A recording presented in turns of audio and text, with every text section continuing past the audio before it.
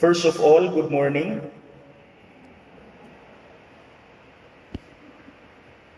When I was still a little kid, about grade 4, there in our place in Mindanao, in Dapitan City, Zamboanga del Norte, my lola, Felicissima, used to bring me to their little piece of farmland, some kilometers away from where we lived. But in order to go to that piece of farmland, we have to pass through a hanging bridge. And for beginners, just imagine how terrifying for one to pass through a hanging bridge. It still exists until now. But during that time, it was still made of wood.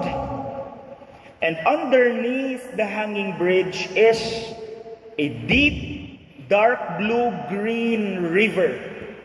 Very deep. That many drowned and died. And I could still imagine that day. My lola walked very fast because she was already familiar with that bridge.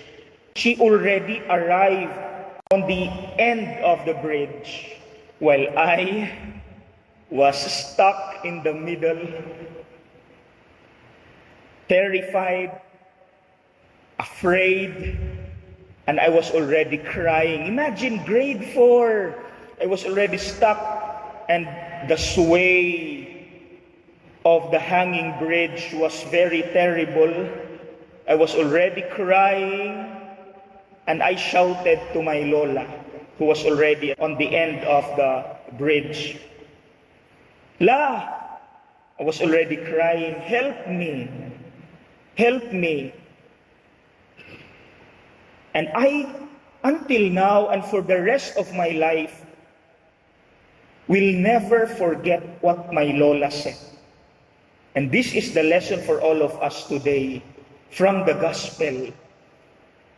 My lola shouted, do not focus on the sway of the bridge. You look at me. You focus on the end of the bridge. Beautiful. For the rest of my life, I will never forget that. Because actually, that is applicable in life when we experience problems. Do you agree? And that is the lesson for all of us now. Because human as we are, when problems come, when trials come, when struggles come, we cannot help but focus on the sway of the problem. Human as we are, we cannot help but focus on the intensity of the problem.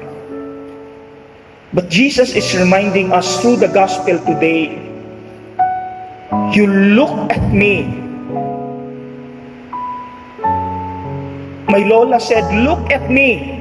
And Jesus is telling us when problems come, look at me. Do not focus on the intensity of the hanging bridge. Focus on the finish line. And the gospel says, there was strong winds and terrible waves shaking their boat, and they were about to sink because of the intensity of the wind and the waves. But what did Jesus do? Listen, do not forget this. What did Jesus do? He woke up and said, quiet, and there was peace. See?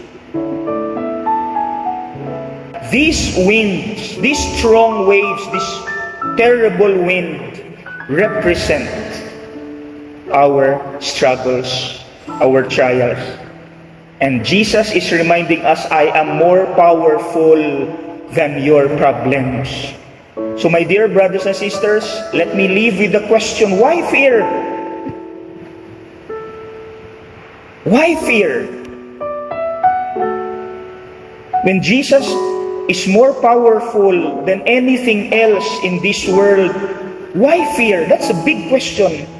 Why fear?